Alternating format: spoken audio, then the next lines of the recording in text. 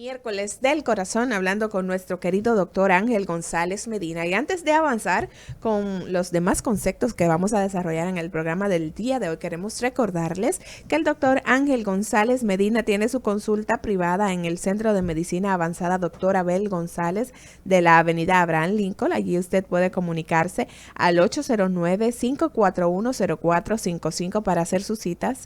Y también el doctor está en Hospiten en horas de la mañana, allí con el teléfono 809-541-3000 en la extensión 2636. Usted se comunica y aparta su cita para que se haga todo su chequeo de rutina y asegurar que la salud de su corazón esté en perfecto estado. Hoy usted tiene la oportunidad de que si tiene cualquier duda puede comunicarse con nosotros al 809-682-9850, también a través de la línea internacional 833-380-0062, o puede ir hasta nuestro canal en YouTube Rumba FM y por allí dejarnos sus preguntas. Doctor, dentro de sus explicaciones llegó un momento en el que mencionó el concepto de telemedicina. ¿Qué tanto se está aplicando esto en nuestro país, sobre todo en el área de la cardiología? Sí, donde más se ha estado aplicando, aunque de manera quizás limitada, es con los marcapasos estos que yo te decía, Okay.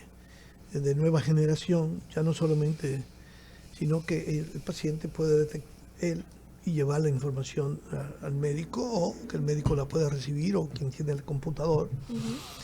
Hoy día es una gran, también las computadoras que existen para reevaluar los marcapasos, donde tú puedes mejorar, ¿verdad? Todo lo que, estos conceptos electrónicos de resistencia, amperaje, cualquier molestia que tenga el paciente, incluso, no solamente eso, que tú puedes ya establecer la vida del marcapaso. Es decir, un paciente quiere saber, o se le dice, mire, su marcapaso tiene una duración todavía de 2 años y medio. Puede estar tranquilo por 2 años Claro. y medio, pero luego hay que cambiar eso. ¿Qué puede pasar? Que tú le dices, bueno, antes de que se cumplan los 2 años y medio, usted tiene que venir para entonces de nuevo ya pensar en el cambio y hacerlo antes de que agote su vida útil. Claro. Ese es lo correcto. Fíjate que hay un aspecto también adicional importante con respecto a la tecnología. En el hospital de Massachusetts, de Harvard, se está desarrollando muy efectivamente la tecnología de la resonancia tridimensional, en la que tú puedes ver un vaso sanguíneo en 3 dimensiones, lo que te permite no solamente evaluar el tamaño de la placa, sino las características de la placa, cuándo intervenir esa placa. Ya teníamos una serie de tecnologías que nos permitían algunas cosas como el ultrasonido, intracoronario, el uso de determinadas, por esa vía, de determinar las características del flujo sanguíneo y qué placa intervenir y qué placa no intervenir. Claro. Antes todo era a la ciega. Entonces por eso los resultados no eran quizás los más efectivos. Entonces ya podemos tener esto. En nuestro medio tenemos esta técnica y aquí en República Dominicana, sí. ¿La resonancia tridimensional? No, tridimensional no. La de evaluar el flujo. El flujo a través de las coronarias. Por ejemplo, uno de los grandes avances que comenzaron a desarrollarse desde la década, desde el 2010, que fue el implante de válvulas por vía percutánea. Eso fue una sensación. Y es una sensación porque todavía eso de vía percutánea, doctor, que le pueda explicar a la gente. Por vía de la piel. A través de la piel. Sin tener que abrir al paciente. Localizar el vaso sanguíneo, la vena femoral, y por ahí, o por la arteria femoral, si es la aorta, que es lo que más se utiliza hoy día. Y tú llegar a esos pacientes de edad que ya tienen limitaciones, que tienen comorbilidades que pueden aumentar la mortalidad durante la cirugía o en el postquirúrgico, y introducir una válvula por esa vía, colocarla en la válvula dañada y entonces permitir que ese paciente tenga una mejor calidad de vida y una mayor supervivencia. Es uno de los grandes avances y lo tenemos en el país. Precisamente en octubre tuve la gran satisfacción de que en Santiago se había puesto el primer implante de una válvula aórtica. Por esa vía. Entonces, excelente. Fíjate que ya no solamente en la ciudad de Santo Domingo, mis amigos de la Clínica Coromina También están realizando Sí, estos procedimientos. hicieron su primer caso, muy precioso le quedó. Y aquí en Santo Domingo ya se está haciendo también desde hace cierto tiempo, desde hace ya varios años. Claro, eso tiene un costo muy elevado y por eso la prevención sigue siendo lo ideal en este tipo de situaciones o de enfermedades cardiovasculares. O sea que cualquier seguridad social no cubre esto. Mira, no. En este momento no. Bueno, recientemente yo tenía una paciente que lo ideal era ponerle una válvula percutánea. Le negaron. Le negaron la posibilidad de darle un aporte o facilitarle. Entonces, obviamente, esta señora se ha ido deteriorando. Ahora mismo no sé porque está ingresada en otra institución y donde el seguro podía cubrirle para hacerle una cirugía entonces de corazón abierto. Bien, hoy estamos conversando con el doctor Ángel González Medina. Hablamos sobre los diferentes avances que ha experimentado el campo de la cardiología, cuáles se están aplicando, cuáles siguen aún en etapa de investigación para comprobar su efectividad. Pero si usted tiene cualquier duda de tema de cardiología, puede llamarnos y hacer sus preguntitas al 809-682-9850, también a través de la línea internacional 833-380-0062 o escribirnos a través de nuestro canal en YouTube. Allí hay una pregunta, doctor. Daris Alexander quiere saber si el estrés y el cansancio pueden provocar algún tipo de patología cardíaca. Fíjese, sí, el estrés sobre todo, que es el que lleva entonces al cansancio. Claro. Sí, claro. Un estado de estrés exagerado puede llevar a vasoespasmo. O sea, un espasmo que puede llevar no solamente a causar angina vasoespástica, sino precipitar un evento cardiovascular. Inclusive el paciente estando sano. Sin ninguna... Exacto. Y si está enfermo también puede ese vasoespasmo asociarse. Estando sano. Sin tener un factor de riesgo para eventos cardiovasculares. Quizá la única vulnerabilidad. Muerte súbita. Sí. ¿Qué puede pasar? Que si hay pacientes que tienen vulnerabilidad, las mujeres tienen más vulnerabilidad a los vasoespasmos. Entonces, si tiene esa vulnerabilidad que un estímulo pueda producir un vasoespasmo, por ejemplo la migraña. La migraña en un concepto inicialmente lo que se produce es un vasoespasmo. Y eso lleva a las manifestaciones. Entonces, claro, un vasoespasmo es otro nivel. Entonces, por eso incluso se usaba antes una prueba con ergotrate. Tú te recuerdas que ergotrate la usábamos como una prueba diagnóstica llamada el test de ergotrate o el test del frío. O el test del frío, que era meterle la mano en hielo a la persona que sospechábamos que estaba haciendo vasoespasmo para reproducir ese, si era por ahí la cosa. Y recuerdo, sí, en esa época que yo era... Y funcionaba.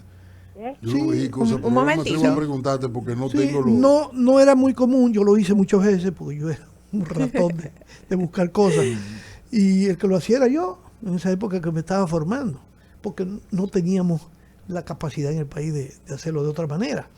Muchas veces tú lo detectas cuando haces el cateterismo, que toca la arteria y te hace un vasoespasmo. Hay pacientes que tienen mayor vulnerabilidad y te pueden hacer un paro cardíaco, inclusive. Vamos a seguir escuchando qué dice la gente. Buenos días, Cátedra Médica. Buenos días. Adelante. Sí, déjame hacerle una pregunta al doctor. Sí. Yo tengo un pariente que es obeso y por sus síntomas creemos que él tiene apnea del sueño. Por sus síntomas. ¿Él lo trata así? Bueno, la apnea del sueño, ya hay médicos especialistas de esa área que se dedican y usted sabe que eso es lo que lleva. Hay dos posibilidades. Una es el manejo mecánico, si se utilizan unos dispositivos que utilizan las personas por la noche para que puedan dormir adecuadamente, cambiarle la posición de dormir, y no solamente eso, sino que también existe también la cirugía. Debe ir a un otorrino, a un buen otorrino que lo evalúe bien, a ver si encuentra algún tipo de anomalía anatómica que se pueda resolver con cirugía. Recuerdo que hace unos 6 años aproximadamente, vi una señora joven, entre 45 y 50 años, que le habían encontrado la presión alta. Cuando yo la comencé a historiar, como la vi medio gordita, le preguntaba que si roncaba. Bueno, eso fue el grito del esposo. No, que si ronca. Es un helicóptero. Pero no la maltrate así tampoco, porque es su compañera. Entonces, cuando comencé a investigarla, exactamente, la envié a un otorrino, el otorrino la evaluó y demostró específicamente que había que operarla, que había alteraciones anatómicas en sus fosas nasales, en sus vías respiratorias, y gracias a Dios esa paciente se operó, desapareció la hipertensión. Entonces eso es muy importante porque a veces vemos los ronquidos como algo muy natural. Sí. Y la apnea de sueño, la apnea obstructiva del sueño, se asocia con hipertensión, se asocia con enfermedad coronaria, con arritmia cardíaca y isquemia cerebral. Entonces, es muy importante que todo lo que pueda tener, incluyendo la obesidad, porque es un manejo integral. Entonces, yo como médico, como cardiólogo, yo puedo hacer? Tratarle la hipertensión o la arritmia, pero la causa es lo que debemos tratar. Mire, es muy frecuente en nuestro medio, y yo lo soy, y si aquí buscamos ahora mismo y pregunto, o lo revisamos, probablemente de 5 personas que vemos aquí, 3 tenemos desviación del tabique nasal. Y a veces esa desviación del tabique nasal es tan importante que nos obstruye las vías respiratorias y roncamos. Y si tenemos rinitis alérgica, peor todavía, o sinusitis. Claro. Roncamos más. Entonces, eso puede tener un efecto negativo en nuestra salud. Esa célebre obra del David, cuando tú te fijas en ella, tú ves que tiene una desviación del tabique nasal. Claro, claro. Muchas personas, la gran mayoría tenemos desviación, unos más que otros. En estos días, una paciente que yo le mandé a hacer un estudio porque sospeché por el comportamiento que estaba teniendo su presión de que tuviera apnea. Tiene apnea obstructiva y descubrimos en esa evaluación que tiene un síndrome de piernas inquietas. ¿Cuál es ese? Las pacientes se pasan toda la noche moviendo las piernas, como si estuvieran pedaleando prácticamente. ¿Qué significa eso? Se asocia con hipertensión arterial. No, sí. Se asocia con hipertensión arterial y eso los neurólogos también lo manejan, la sedan y tratan de Hay que mejorar. amarrar las piernas. Entonces. Vamos a seguir escuchando a la gente. La suerte Buenos que ya días. no tiene esposo, no le da su patada. Buenos días, adelante con su Buenos pregunta. días. Oye, yo soy la persona que acaba de llamar, Sí. con la persona que es obesa. Es para decirle al doctor que él es una persona de 35 años y que además él mientras está durmiendo, por eso es que presumimos que tiene apnea, porque él tiene paros, se para. Para la respiración, sí, no, eso es apnea. Y vuelve y se para. Correcto. Y vuelve y se para. Entonces, No, lo de él entonces es una situación especial que tiene que atenderla rápidamente, Claro. porque él tiene que reducir de peso obligatoriamente. Y ya le dije, aparte de eso, revisar las vías respiratorias, su nariz, todo lo que es la vía respiratoria alta, ver dónde hay obstrucción. Eso es increíble, cómo la gente no se da cuenta. Los otros días le preguntaba a un paciente masculino, por cierto, relativamente joven, y cuando es increíble cómo ese paciente está lleno de sinusitis, todos los maxilares llenos, los maxilares superiores, o sea, y no podía dormir. Y probablemente esa es la principal causa de su hipertensión. Yo no creo que sea otra. Claro. Todavía es una persona joven. Y el problema de él es más anatómico de la vía respiratoria. Pero cuando usted tiene obesidad, no solamente vamos a ver la obesidad, sino qué hay a nivel de las vías respiratorias. Ese paciente de más, ¿sabe lo que tenía? ¿Qué tenía? Una condición que favorece la apnea. La úvula, la campanita que tenemos allá atrás, Ajá. larguísima. Y eso Y también. eso no obstruye las vías respiratorias. Bueno. Se me iba a pasar. Una pregunta, porque estamos hablando, ¿verdad?, del Congreso. Estos temas son temas que se reactualizaron en el Congreso. Sí, Se claro. trataron todos. Claro, porque entonces cuando te hacen revisión de temas, por ejemplo, una de las cosas que se revisó bastante ahora fue el asunto de la angioresonancia también. La angioresonancia para evaluar, claro, son procedimientos caros, pero tú sabes que está disponible y que en el futuro está disponible no solamente para detectar más rápidamente daños en el miocardio en los pacientes con hipertensión arterial, y esto tiene mucha importancia. Entonces, ¿qué debemos nosotros hacer? Con lo que tenemos, detectar más temprano, no esperar a llegar a la necesidad de una resonancia. ¿Qué me pasaba con un paciente hace unos meses? Que se quejaba de un cansancio que no era común. Paciente fuerte, de edad, pero una persona fuerte, de 70 y pico de años, pero muy fuerte. Y entonces le dije, mire, le hice una prueba, un biomarcador, y estaba alto. En su corazón está pasando algo. Y vamos a tener que investigar. Yo tengo la sospecha, por las características del electrocardiograma y del eco, que probablemente usted hay que descartarle una amiloidosis.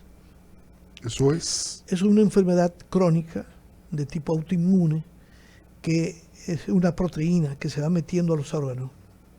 Riñón, el que más se afecta en principio, riñón, corazón, hasta cerebro, y va destruyendo el tejido normal, lo va sustituyendo. Entonces, yo le mandé a hacer un estudio acá. Yo pensé en principio hacer una resonancia, y aquí los equipos no estaban disponibles, pero él no me dijo nada, sino que me llamó, que él se iba de viaje para Europa y que iba a ir que probablemente cuando regresara viniera. Entonces él había vivido en Estados Unidos muchos años, se fue por Estados Unidos, regresó a Estados Unidos y fue al Mount Sinai en Nueva York.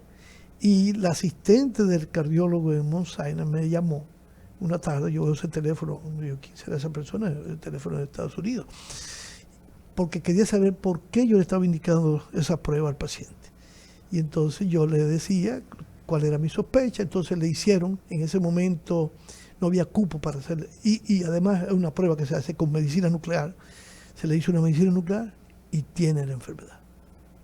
Se confirmó el diagnóstico. Ahora mismo lo había referido a que quizás fuera ideal que fuera a Boston, al hospital de la Universidad de Boston, que hay un grupo que se dedica a eso durante más de 30 años, a manejar ese tipo de pacientes.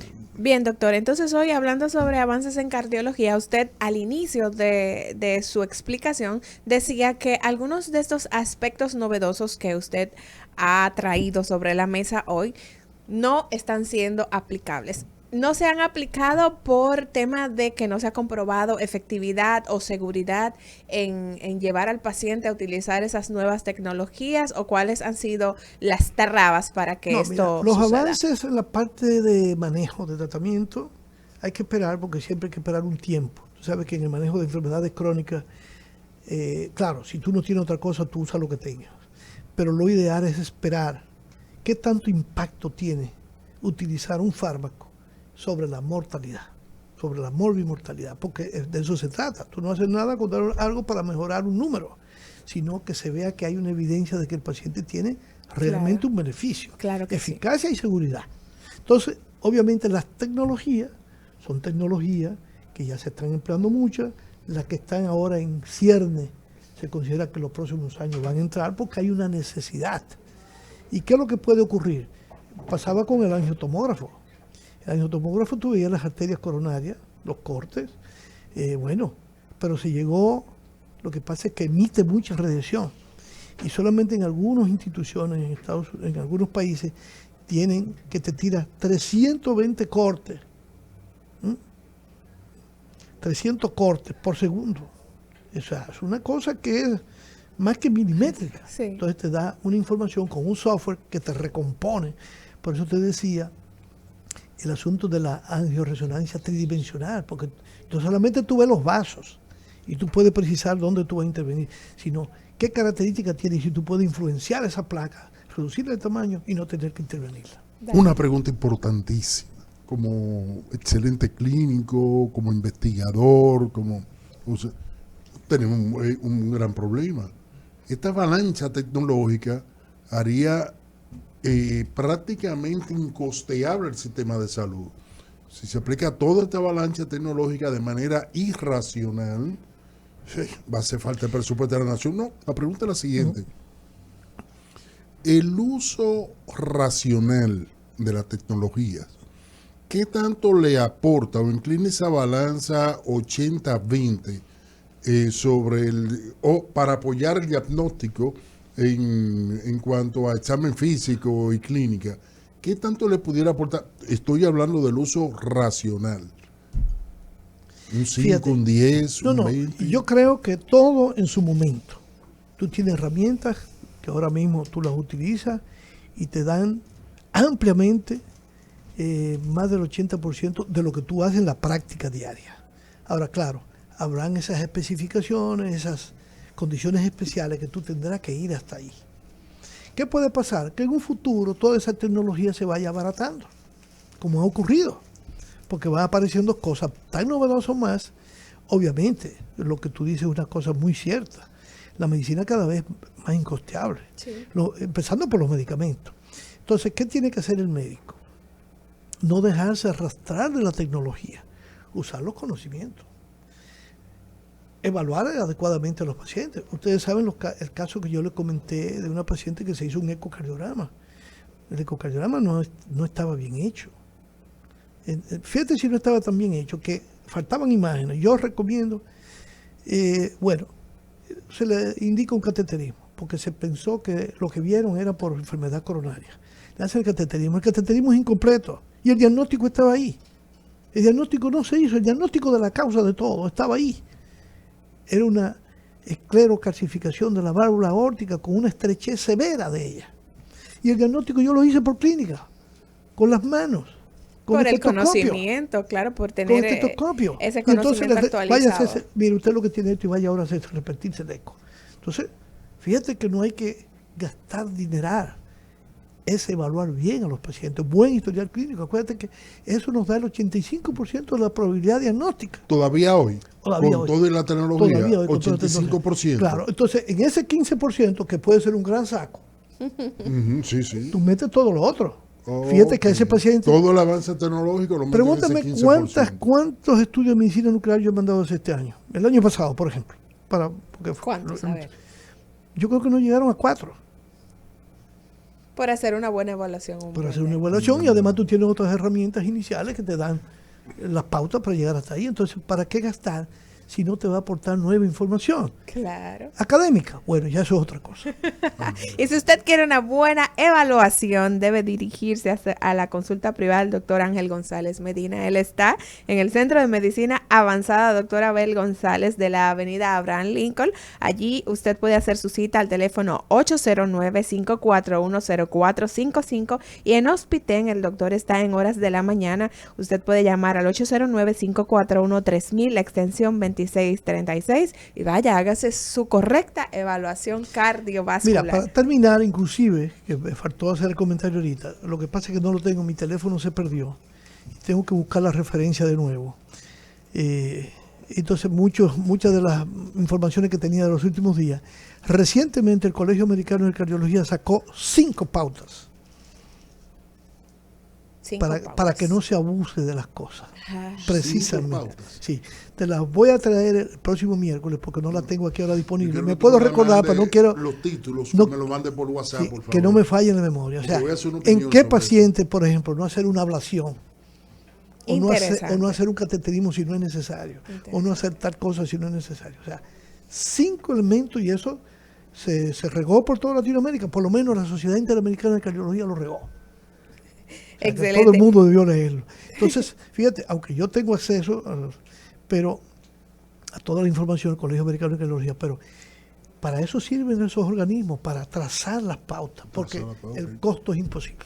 Doctor Ángel González Medina, muchísimas gracias como cada miércoles por acompañarnos aquí y traer siempre informaciones tan interesantes para la gente que nos escucha. A ustedes, gracias por el favor de su sintonía. Será hasta mañana cuando nos reencontremos aquí en Cátedra Médica, porque la salud merece Isidro. respeto.